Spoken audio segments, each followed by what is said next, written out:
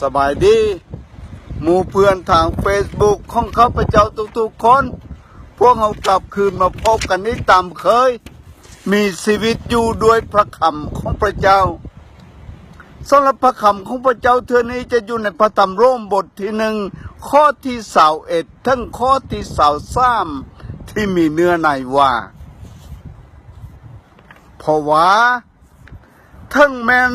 ได้หูจักพระเจ้าแล้วพวกเขาก็บ่ได้ถวายพระเกียรติแด่พระองค์ให้สมกับเป็นพระเจ้ายังบ่ได้ขอบพระคุณแต่ความคิดของพวกเขาได้กลายเป็นสิ่งที่บ่มีประโยชน์และใจโง่ของพวกเขาก็มืดมัวไป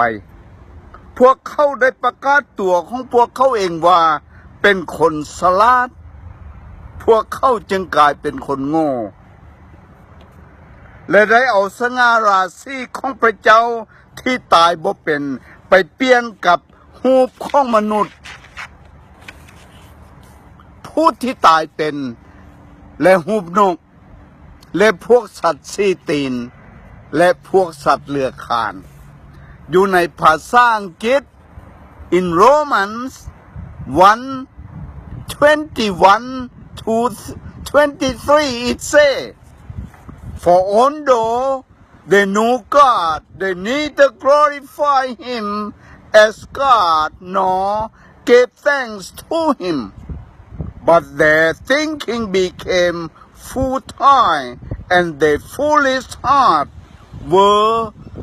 darkened although they claimed to be wise they became fools and exchanged the glory of God, of the immortal God, for images made to look like mortal man and birds and animal and the reptile อันนี้เป็นพระคำของพระเจ้าสำหรับพวกเราเทื่อนี้อยู่ในพระธรรมโรมบทที่1ข้อที่21ถึงข้อที่23กล่าวถึงความโง่ของมนุษย์ทุกครั้งที่พระคำของพระเจ้าที่พระคัมภีร์กล่าวถึงความโง่ของมนุษย์หรือห้องมนุษย์ว่าเป็นคนโง่บ่ได้หมายความว่ามนุษย์บ่มีสมองบ่สามารถที่จะศึกษาหำเหียนบ่สามารถที่จะมีความรู้ความหลักบ่สามารถที่จะทำมาหากินบ่สามารถที่จะ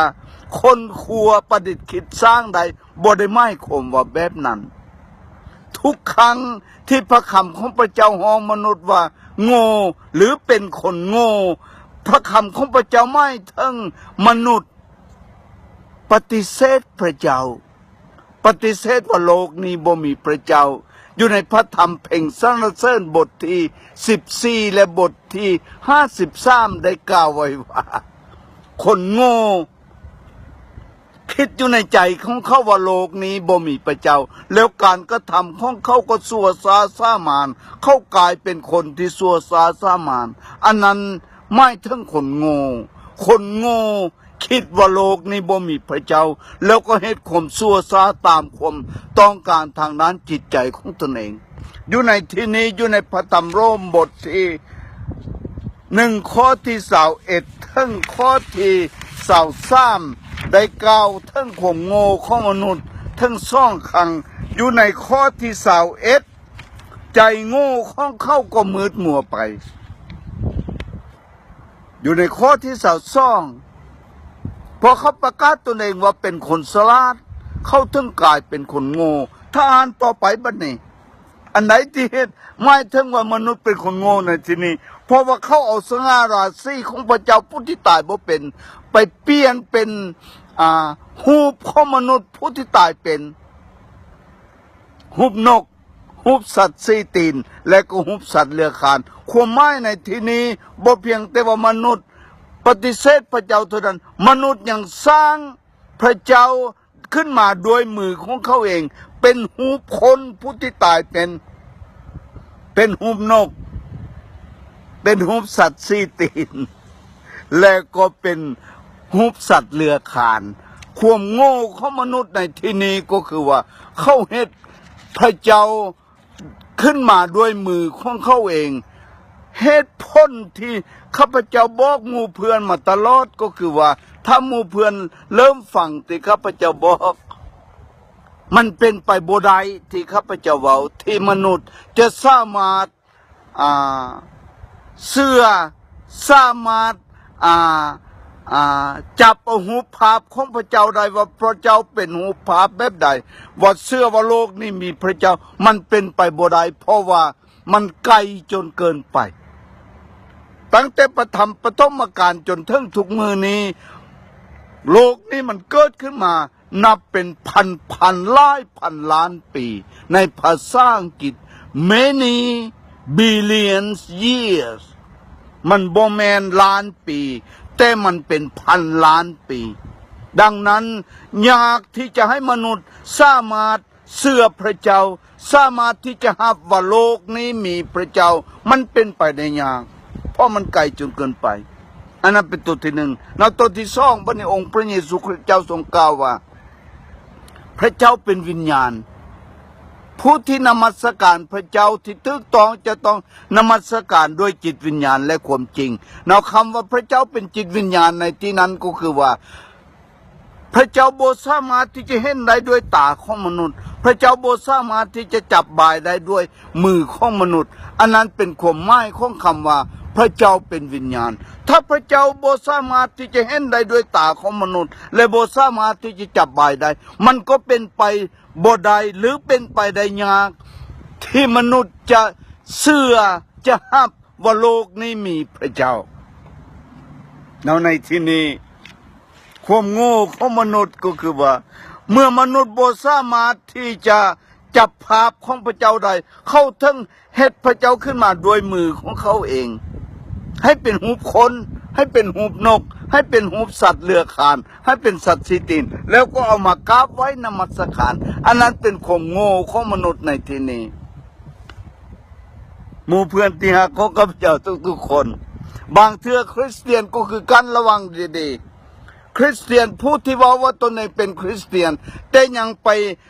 เอาจิตใจไปก่อห้อยอยู่กับทรัพย์สมบัติในโลกนี้วัตถุสิ่งของในโลกนี้ทรัพย์สมบัติเงินคำและวัตถุในโลกนี้กลายเป็นพระเจ้าในชีวิตของเขาอันนั้นจะบ่แตกต่างจากความคำว่าโง่ที่พระคัมภีร์ห้องในพระธรรมโรมบทที่1ข้อที่21ถึงข้อที่23นี่ใจโง่ของมนุษย์ได้มืดมัวไปเขาว่าตนเองว่าเป็นคนฉลาดเขาจึงกลายเป็นคนโง่เขาเอาหูปของพระเจ้าเขาเอาพระเจ้าผู้ที่ตายบ่เป็นไปเปลี่ยนเป็นหูปภาพของมนุษย์ผู้ที่ตายเป็นกลายเป็นเปลี่ยนเป็นหูปภาพของนกของสัตว์สีตีนแล้วก็สัตว์เลื้อยคลานดังนั้นผู้ที่เชื่อพระเจ้าแท้ๆเขาจะต้องยำเกรงพระเจ้าจากจิตใจของเขาเขาจะต้องยำเกรงว่าโลกนี้มีพระเจ้าพระองค์กำลังเบิ่งเขาอยู่เขาจะดำรงชีวิตให้เหมาะให้ส้มกับพระเจ้ากำลังเบิ่งเขาจะมีความยำเกรงมีความยานกลัวกลายเป็นคนที่มีศีลมีธรรมหูจักถือหูจักผิดหูจักดีหูจักชั่วอย่าเอาจิตใจของตนเองไปก่ออยู่ที่วัตถุสิ่งของเงินคำให้วัตถุสิ่งของเงินคำเป็นพระเจ้าในชีวิตแล้วบ่มีความยำเกรงพระเจ้าบุคคลประเภทนั้นเป็นคนโง่ใจโง่ของเขามืดมัวไปเขาถือว่าตนเองเป็นคนฉลาดเขาจึงกลายเป็นคนโง่เขาสร้างพระเจ้าด้วยมือของเขาเองดังนั้นให้หมู่เพื่อนทุกคนจงมีความยำเกรงพระเจ้าจากจิตใจของตนเองให้หูจักว่าพระเจ้ากำลังเบิ่งเราอยู่ให้ดำรงชีวิตให้เหมาะให้ส้มขอพระเจ้าจงอวยพรแก่หมู่เพื่อนทุกคนขอให้หมู่เพื่อนทาง Facebook ของข้าพเจ้าทุกคนจงมีความยำเกรงพระเจ้าอย่าสร้างพระเจ้าให้กับตัวเอง ขอให้พระเจ้าจงอวยพรแก่ชีวิตของหมู่เพื่อนทุกคนบ่ว่าแต่ละมื้อแต่ละวันที่หมู่เพื่อนจะออกไปทำลาทำงานก็ขอให้พระเจ้าจงเป็นผู้ที่ปกปักรักษาและเวลากลับคืนสู่บ้านสู่เรือนขอให้พระเจ้าจงอวยพรให้ทุกคนนำเอาพระพรจากพระเจ้าเข้าสู่ชีวิตครอบครัวของตนเองให้ชีวิตครอบครัวของแต่ละคนเต็มล้นไปด้วยพระพรของพระเจ้าพวกเราพบกันใหม่เทื่อหน้า